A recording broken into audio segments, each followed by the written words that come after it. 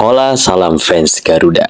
Salam sehat panjang umur sekeluarga untuk teman-teman di sana dan tak lupa wajib hukumnya kita biasakan mengucap salam makan pagi untuk para tetangga di seberang sana yang hanya dengan satu-satunya warisan budaya tak benda hasil giveaway dari UNESCO dengan maksud mereka supaya nggak lagi ngerecokin budaya orang. Tagar Cliver Out menggema di mana-mana karena memang sudah habis waktunya bagi si pelatih mediocre ini mengacak-ngacak timnas Indonesia. Setelah kalah di juru kunci round 4, itu pun 3 pertandingan terakhir dengan minim shot on target. Yang menegaskan saking kagak punya visi sama sekali ngebawa timnya. Harus gimana meskipun udah dibekali skuad mewah. Kayak gini yang katanya tim kepelatihan terbaik. Dengan tanpa rasa empatinya sama sekali nggak berani nongol di tengah-tengah bersama pemain ketika setelah pertandingan kemudian langsung cabut ke Belanda. Bukannya minta maaf ke supporter, tunjukin jiwa kesatria, malah cuma Sumarji sendirian yang nge-backup para pemain dari supporter di lapangan. Sudahlah taktiknya nggak jelas, etikanya juga nggak ada. Pantes Pak Sumarji kelihatannya kesel, lihat aja ntar di rapat exco. Karena kebangetan sih kalau sampai pelatih Gurem ini nggak bener-bener dipecat. Kita sebagai fans nggak peduli ya mau PSSI keluar duit kompensasi gede buat ngebayar bintang laut ini, yang jelas harus tanggung jawab. Karena kalau buangan Kurakau ini masih dipertahankan juga nggak ngerti lagi udah. Bisa-bisanya kualifikasi Piala Dunia, mimpi timnas Indonesia untuk masuk ke panggung tertinggi tingkat dunia dijadiin trial buat nih orang ngumpulin CV. Lagi udah bener-bener sama pelatih yang bangun pondasi malah pilih rungkat. Sekarang apa daya, nasi telah menjadi bubur dan impian kita main di Piala Dunia telah terkubur. Satu-satunya yang bisa dilakukan untuk menyelamatkan muka PSSI saat ini adalah hanya dengan mengganti si pelatih Gurem ini dengan pelatih yang jauh lebih memiliki visi, yang tahu gimana caranya membawa tim. Dan yang terpenting, cari pelatih yang benar-benar udah memiliki CV, bukan yang lagi nyari CV. Karena tren di tangan Kluivert ini nggak bisa diterusin kalau emang kita nggak mau makin menderita di Piala Asia nanti. Jangan kata di level Asia, di level ASEAN aja kita bisa babak belur kalau masih ditanganin sama pelatih mediocre ini. Sekarang mari kita lihat reaksi dari netizen plus 62 atas ketidakpuasannya Indonesia harus gagal ke Piala Dunia di tangan pengangguran rungkat yang minim pengalaman dan CV ini. Pak Patrick, besok-besok pas malam Natal sama keluarga aja ya. Jalan pulang ke Belanda masih ingat kan coach? Nyari modal bos buat depo. Masih aja percaya soal komunikasi, kata netizen kita. Nah kalau udah kayak gini, saatnya lah para penghuni gua keluar. Dengan mensyukuri kegagalan kita ke Piala Dunia, yang sementara nasibnya aja masih nggak jelas buat setakat lolos ke Piala Asia doang. Mari kita lihat komentarnya. Terima kasih Patrick Kluivert, Anda memang seorang juru latih yang terbaik. Moga Anda terus melatih pasukan Indonesia. Carilah kekalahan yang lebih lagi supaya jasa Anda akan terus dikenang oleh rakyat Indonesia. Terus bisa-bisanya timnas Indonesia diajarin sama fans dari tim yang bahkan belum pernah ngerasain apa itu round 3 dan round 4, yang mereka sendiri mana paham gimana rasanya ngadepin tim-tim elit Asia. Saking kebiasaannya lawan tim Gurem ranking bawahan setakat sesama ASEAN, yang padahal baru bisa ngalahin bubu dapur doang sambil mengatakan, kan aku udah cakap dari awal lagi Indonesia tak akan kemana dalam bola sepak kalau setakat itu aja tahap mereka. Jangan mimpi nak ke Piala Dunia kalau masih bergantung pada pemain warisan semata-mata. Di mana marwah bola sepak sendiri kalau identity pun pinjam dari luar? Ngomongin marwah dan identity diajari sama para pemalsu dokumen dong. Quality pemain tempatan masih jauh dari standar sebenar, tapi sibuk gembar-gemburkan era kebangkitan. Thailand, Vietnam, Malaysia semua pun kurang lebih sama. Boleh pergi setakat pusingan kelayakan, tapi belum cukup taring nak bersaing di pentas dunia. Biasanya yang lain tahu reality. Tapi Indonesia masih shock sendiri kalau asas bola sepak tak dibina dengan DNA sendiri. Sampai bila pun hanya gah di media sosial, bukan di padang, kata tim yang abis ketangkep basah FIFA gara-gara nyelundupin kartel bayaran. Makanya media seberang OneFootball.my mengatakan tiada lagi suara-suara perbandingan. Siapa pertahanan mahal di Asia? Siapa goalkeeper termahal di Asia? Mungkin mereka sedang mencari siapa yang belum ada piala AFF termahal di Asia Tenggara. Dengan tagar sekedar mengeruhkan keadaan, katanya. Dah tak ada modal Pildun lagi Pak Ci, mau modal apa lepas nih? Terus kata netizen kita, Piala Asia Malaides sudah lolos belum? Bukannya disautin malah lari topik. Apa yang kita bisa harapin sama IQ di bawah rata-rata dengan bilang, tapi Piala Dunia tiada, Piala AFF trofinya juga tiada. AFF aja belum pernah juara, apalagi mau masuk Piala Dunia katanya. Habis itu para IQ 15 ringgit ini membangga-banggakan satu trofi Piala Cikinya itu dengan bilang Malaides 1, Endon telur. Dibalas sama netizen kita, data pemain palsu Indonesia 0, Malaides 7. Terus katanya yang dikejar tak dapat, yang digendong keciciran. Sabar, sian 2 tahun perjalanan hanya untuk terkeluar je. Daripada kesian baru sampai round 2 udah langsung keluar aja. Habis itu mereka bilang kalau Malaides tak boleh Pildun, Indon juga. Sampai kapanpun gap korang takkan pernah jauh dari kami. Disuruh juara AFF malah main Pildun. Dari gendong Belanda celup las-las kena tiba istakat papat lokal Pak Arab Irak. Habis itu katanya Indon perlu sadar diri, turnamen yang sesuai untuk kamu adalah AFF Suzuki Cup, bukannya World Cup. Betul lah, dah lama aku tunggu benda ini berlaku mat. Pulang nak. Aseanlah habitatmu yang sebenar. No World Cup for Netherlands 2.0 katanya. Tiada lagi minimal round 4, tiada lagi fokus Pildun. Terima kasih Irak menyelamatkan Asia Tenggara dari kebisingan Konoha, Jawa Des Belanda B.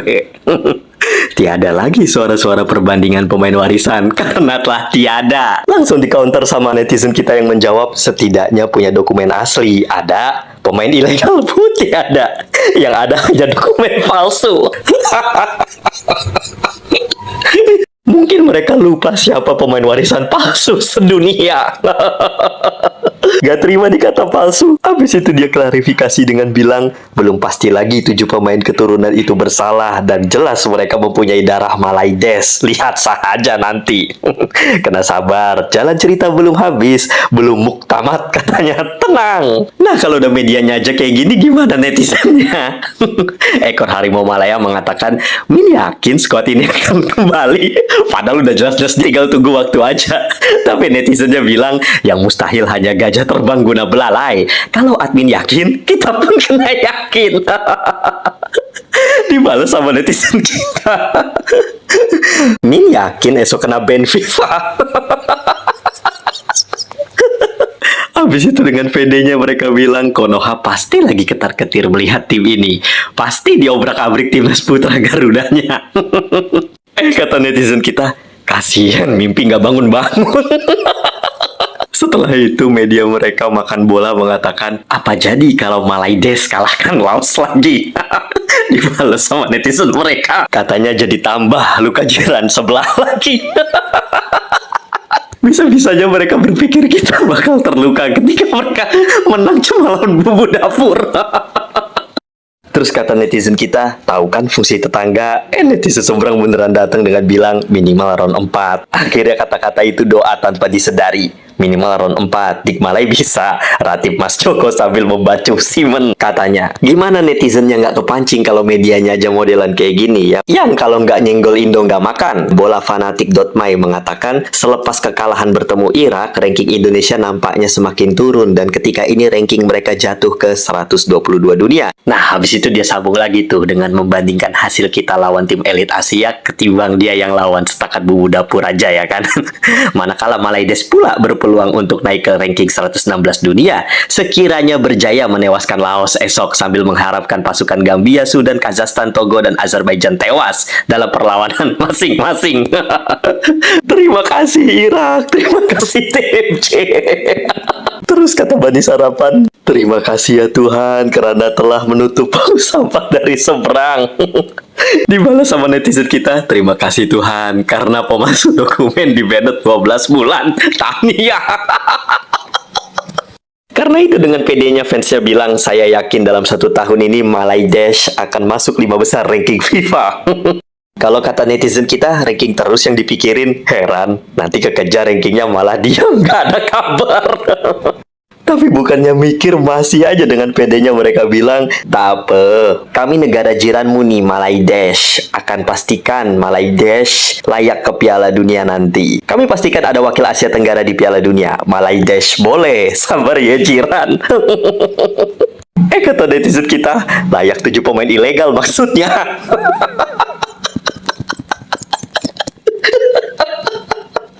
Terus ada yang bilang, "Korang nak bersaing dengan kami? Daripada membazir duit sewa Belanda, baik korang guna anak jati yang kualitinya masih di bawah tapak kaki kita itu."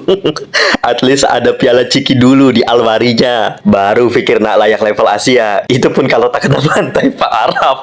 Baru habis itu mimpi ke level dunia katanya. Habis itu mereka ngatur-ngatur, pokoknya Indonesia harus fokus AFF. Menang piala baru fokus lebih besar. Gitu. Dikasih arahan sama yang hilang arah. Kata netizen kita, lawan Malaydesh pun kalah, ada hati nak ke World Cup.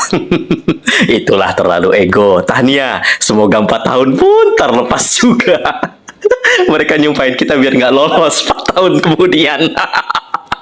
Makanya kata netizen kita, adminnya sangat sayang sama Indonesia. Semua tentang Indonesia dipost terus. Kami juga sayang sama Malaydesh. Terus kata netizen kita lagi, maklum aja bang, negaranya sepi. Makanya ambil warga asing 7 pemain palsu. Nah, sekarang tiada lagi yang nak sembang kencang beza level, nak OTW Pildun, player terpaling mahal. Tapi bagi Infantino yang penting tiada lagi wakil ASEAN muka Belanda ngaku Jawa. Terus kata netizen kita, sama seperti tim kau Pakcik, sebentar lagi akan tiada. Kena banned FIFA. Oh iya, kabar baik untuk teman-teman yang sedang diteror debt collector apapun bentuknya, baik tagihan kartu kredit, pinjol maupun kredit tanpa agunan. Silahkan DM saya di Instagram @fansgaruda1 atau bisa juga DM ke akun X saya @thefansgaruda. Tinggal di chat aja, nanti akan kami bantu selesaikan, termasuk segala jenis masalah hutang di pay later-nya. Ingat, hanya menangani yang tanpa agunan, bukan yang sudah ada jaminan seperti leasing motor, mobil, dan diutamakan juga yang belum jatuh tempo atau belum galbay. Hanya yang bersifat online seperti pinjol kartu kredit dan kartu kredit tanpa agunan only, yang benar-benar bakal kami bantu tangani. Jadi tunggu apa lagi buat yang udah kepalang pusing, silahkan DM, gas! Baiklah, terima kasih atas kesediaan waktunya sudah menonton channel ini sampai habis. Dan jangan lupa push like-nya, tekan notifikasi, dan juga dukung admin dalam bentuk super thanks agar lebih semangat lagi membuat counter seperti ini. Terima kasih telah menonton, dan seperti biasa, di bawah, I'll see you in the next video. Aku nak kisah tentang negeri tetangga yang lagi pada panik mau di-banned FIFA. Tak ada darah warisan, playernya dibekukan, penyokong negeri jiran sibuk cari alasan. Dulu dijajah Inggris, Belanda dan Portugis, kok bisa dapet pemain dari Amerika Latin. Tukang ngeplay budaya, sudah mendarah daging, gak pernah punya prestasi. Tim pakai baju kuning, kalau emang beneran cuma tinggal buktikan. Gak usah nuduh orang mencari kambing hitam, yang lapor bukan kami, kita berbeda kasta. Malah kau tuduh akulah segala penyebabnya. Kuning bukan sembarang kuning, kuning yang ini bohongin FIFA. Harusnya bukan nyari di La Liga, di Liga India mungkin malah ada. Minyak kalian gak dikorupsi, pajak kalian gak semahal kami. Tapi kalau soal prestasi, bola sepak masih di bawah tapak kaki. 3 kata lucu, paspor kami mahal. Hoi hoi well, pergi well.